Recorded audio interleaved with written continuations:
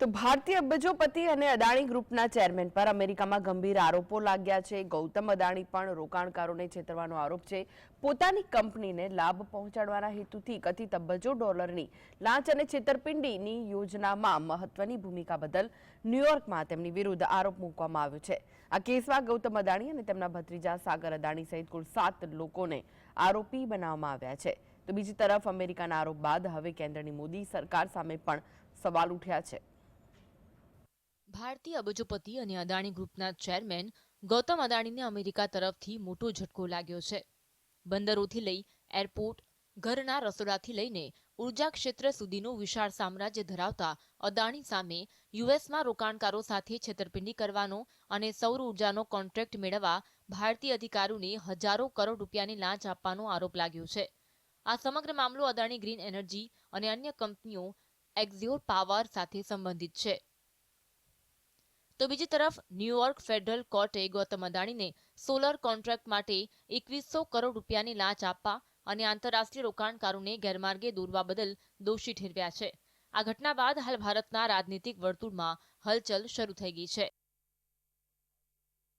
नरेंद्र मोदी जी ने एक नारा दिया, एक हैं तो सेफ हैं। इंडिया में अदानी जी और मोदी एक हैं तो सेफ है। हिंदुस्तान में अदानी जी का कुछ नहीं किया जा सकता। चीफ मिनिस्टर 10-15 करोड़ के लिए अंदर चले जाते हैं और अदानी जी 2000 करोड़ रुपए का स्कैम करते हैं और वो बाहर घूम रहे हैं। कारण है कि प्रधानमंत्री उनको प्रोटेक्ट कर रहे हैं। ઉલ્લેખનીય છે કે ગૌતમ અદાણી અને તેમના બોર્ડ મેમ્બર સામે ભ્રષ્ટાચારના વ્યક્તિગત આરોપો લાગ્યા છે। પોતાની કંપનીને કોન્ટ્રાક્ટ મળે તે માટે લાંચ આપી હોવાના તેમના પર આરોપ છે। યુએસ સિક્યુરિટી એક્સચેન્જ કમિશન અને યુએસ ડિપાર્ટમેન્ટ ઓફ જસ્ટિસ દ્વારા ન્યૂયોર્કમાં કેસ દાખલ કરવામાં આવ્યો છે, જેના કારણે અદાણી જૂથના શેરોને ભારે નુકસાન થયું છે અને 2 લાખ કરોડની માર્કેટ કેપિટલાઇઝેશનનું પણ ધોવાણ થયું છે। તો બીજી તરફ આ સમગ્ર મામલે નેતા વિપક્ષ રાહુલ ગાંધીએ गौतम अदाणी और सेबी अध्यक्ष माधवी बूच सामे कार्यवाही की मांग करी है।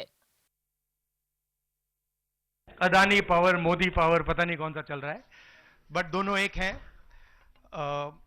अमेरिका में इंडाइटमेंट हुआ है अदानी जी को। 2000 करोड़ रुपए का स्कैम है। हिंदुस्तान में उन्होंने क्राइम किया है, अमेरिका में क्राइम किया है। ये अमेरिका के इन्वेस्टिगेशन ने कहा है, मगर हिंदुस्तान में अदानी जी के खिलाफ कुछ नहीं हो रहा और ये हम मांग बहुत दिनों से कर रहे हैं। अदानी जी का अरेस्ट होना चाहिए।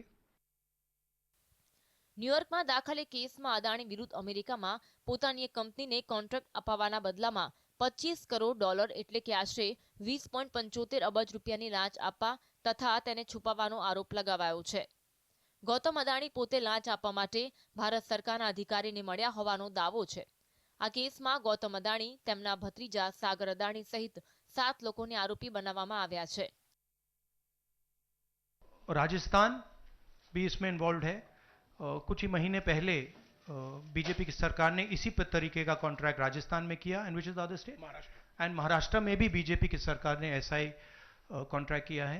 वही कॉन्ट्रैक्ट छत्तीसगढ़ में था। तो मेरा कहना है जहां भी ये हुआ है, चाहे ऑपोजिशन की सरकार हो चाहे बीजेपी की सरकार हो, इन्वेस्टिगेशन होना चाहिए, पनिशमेंट होनी चाहिए। मगर मेन बात है जो किंग पिन है, जो सेंटर है, उसको जेल में जाना चाहिए, अरेस्ट होना चाहिए और उसका इन्वेस्टिगेशन होना चाहिए, इंटरोगेशन होना चाहिए, पता लगाना चाहिए कि इसके पीछे कौन है।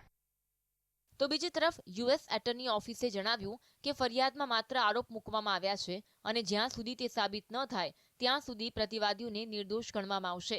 એફબીઆઈ ન્યૂયોર્કના corporate securities and commodity fraud અને ઇન્ટરનેશનલ કરપ્શન યુનિટે તપાસ હાથ ધરી હતી।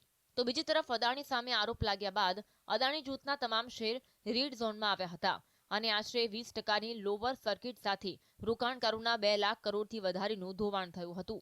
Bureau report GSTV।